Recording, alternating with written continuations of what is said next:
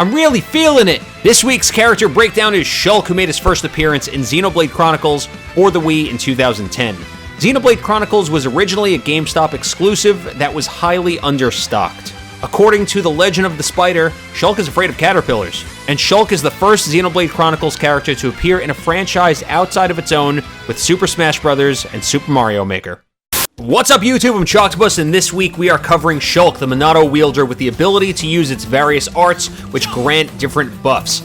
Now, we're going to do things a little differently today. We're going to deviate from our typical format for these videos because Shulk is basically 6 fighters rolled into one, and it wouldn't really make sense to cover him the way we've been covering other characters. Now, before we get started, place your votes down in the comment section for next week's breakdown. Shulk's neutral B is his Minato arts, and you can select them in 2 different fashions. The first one is by pressing B repeatedly to cycle between each art, and the order is going to be jump, speed, shield, buster, smash in that order. After you find the one you want, it'll take about a second for the art to activate. The second way is by using the dial by holding down the B button. This will also show you which arts you have available and which are on cooldown. And while both have their uses, you're going to be using the dial more often because it's a lot quicker than using the cycling method, because you could hit B, and then you hit a direction, and then you'll instantly select it. The downside to using the dial is that once it's open, you can't move until you either close it or select an art. Now, if you want to deactivate an art, you can do so by hitting the B button 3 times. Now, why would you want to deactivate an art? Well, the sooner it deactivates, the sooner you'll have it again. So if you pick up a KO with the Smash art, and you have 5 seconds on the timer, deactivate it because that 5 seconds could be spent in cooldown, so you'll have it 5 seconds sooner. And lastly, another important thing to note is that you can select an art on the dial while you're in hit stun. So if I make Chrom do a side smash, and he hits me, I'm still able to select an art while I'm getting hit. Now, this is going to come more into play when we talk about shield. The jump art has a duration of 6 seconds once activated and a cooldown of 18 seconds, meaning you have to wait 18 seconds for your bar to refill so it can be used again. Now, the jump art, very self-explanatory, gives Shulk the increased ability to jump very, very high. In addition to higher jump, Shulk will also receive increased drift, which means you can recover more horizontal distance in the air in a shorter amount of time.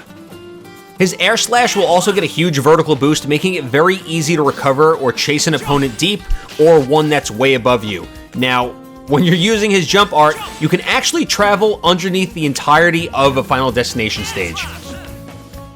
Now let's talk about the uses that jump has. Obviously, it's great for recovering, and in some cases, you might not even need to use your air slash because his full hop is huge. Now this makes a great tool from recovering from far, but also chasing opponents off the stage. So if I get Chrom off the stage, I can use my jump art to chase, but just be careful that you don't run out.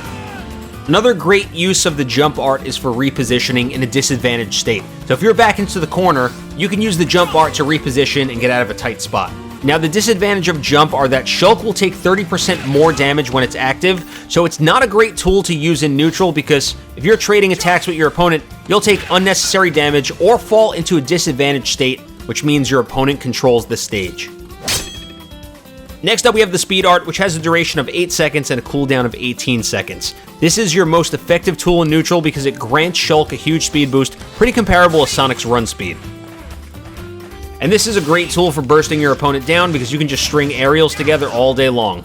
However, due to the decrease in jump height combined with the increase in gravity, you might end up canceling more aerials than landing if you're not careful. Now, one thing to keep in mind that in Ultimate, they implemented a mechanic where if you hit jump and attack at the same time, you will always do a short hop aerial. So you can hit A and X at the same time, or you can set your L or R trigger to jump, and you can do that as well. The downside to Speed Shulk is that your recovery is absolute garbage, and your double jump is almost non-existent. So while you can rush your opponent down on the stage, don't get caught using it off the stage because you'll never recover. Shield, similar to Jump, has a 6-second duration and an 18-second cooldown, but if Shulk takes damage while using Shield, it will decrease the duration by 5% with each connected hit. Using Shield will decrease your knockback, but it will also increase your ability to be knocked back. You'll also take 50% less damage from attacks. You'll become incredibly heavy and slow, but you'll be able to use that to virtually escape any combo or juggle because you can switch to it in hit stun like I spoke about earlier. So if you're being comboed, or I'm just going to make him do a smash attack right now, you're going to hit the B button, and then you're going to hit down and let go, and then you'll be able to escape. And in addition, you can use shield in the air to safely land. Another benefit to using shield is that your actual shield is much stronger, meaning you'll be able to tank hits that would normally break it. You can also use it to safely land against opponents that are trying to juggle. Now, as far as incorporating it into your actual playstyle, you want to switch to shield when you are in a disadvantaged state at a high percent, if you're being juggled or comboed, and then you can switch into shield to escape it. Now, you want to make sure that you switch back out of it when you return to a neutral state, because Shulk has virtually no mobility when he's in shield. Next up, we have Buster, which isn't as painfully obvious, but this is going to be your combo tool and your damage-dealing art. It has a 10-second duration and a 14-second cooldown, making it the longest-lasting art with the shortest cooldown. Now let's talk about Buster's properties for a second. Buster will increase your damage output by 40%, but on top of that, you're going to take an additional 30%. Now this is something that you're only going to want to use in an advantaged state, because if you're getting comboed, your damage is going to skyrocket. Keep in mind that while your damage output is much higher, your knockback is also going to be heavily decreased, so this isn't the best option for taking a stock, but less knockback means it's easier to combo. Lastly, we have Smash, which has a duration of 8 seconds and a 16-second cooldown. Now, Smash is the opposite of Buster, where Buster has increased damage and decreased knockback. Smash has increased knockback and decreased damage. Now, to balance it out, your opponents also have increased knockback on you, which means you only really want to use this in an advantaged state, and to pick up KOs with your last attack. If you're at a high percent, use Smash at your own risk, because you could end up losing a stock or potentially the match. Here's a niche use for the Smash art, but it's only really useful at low percents. If you know you're going to get true comboed by your opponent, and shield is on cooldown, you can switch over to Smash to offset their combo. For example, if you're paired up against the Captain Falcon and they're chaining attacks, switch to Smash, and it'll help you escape, because you can do it in hit stun, and it'll knock you further away, making it harder to land follow-up attacks. Now that we have an overview of Shulk's Monado arts, I want to talk about his moveset and how it applies to not only each art, but vanilla Shulk as well. And there's endless combinations and creative things you can do with Monado arts, so let this serve as a jumping off point for other things that you can use them for. So we're going to start with Nair, which is essential to his neutral game because it has low end lag and huge range. You can use this to mix up your opponents because it hits from the front and the back, and even in some cases you can use it to cover rolls because he scoops under. So this is easily Shulk's best attack. Nair is essential in vanilla and virtually all of his arts, but most useful in speed because you can string them together to burst your opponents down and mix them up with fairs. And the same thing goes for fair, which also has a big range. Back air is incredibly strong, and it's going to be one of your best kill options off stage. Now, as opposed to having a big circular range like Nair and fair, back air is a straight shot, but it has long horizontal reach. Then you have Shulk's up air and down air, which are both two hitters, and they go from a sweet spot to a sour spot. So if you knock up in the air, he's going to hit twice before he launches. These are two other aerials with big range, and the down air will actually spike on the sour spot. So if you knock him up in the air, and you hit with the down air, he'll pull in, and then he'll spike with the second hit. Up B is Shulk's air slash, and when hitting B a second time, he will do this horizontal slash after the rising one.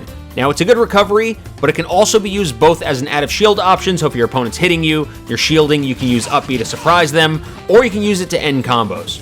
So if you want to use either the speed art or Buster, you can do something like Nair into an up B at low percents. I want to talk about Shulk's tilts a little bit because they're good. His F tilt is good for spacing this horizontal Monado swing, and it can be used in neutral, so if you're being chased, you can run, then you can pivot F tilt to get your opponent away, but it's also really deadly by the ledge. So if your opponent is a high percentage, let's bring Crom up to, I don't know, like 100, I guess, and bring him to the end of the stage.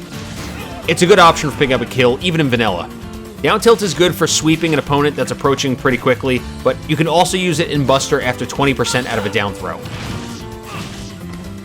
And then we have Shulk's up tilt, which is the best of the three, and for a couple of reasons. Number one, it's quick. Number two, it combos into itself at early percents, or you can use it to start a juggle. It's also a better anti-air than his up smash because it covers more range.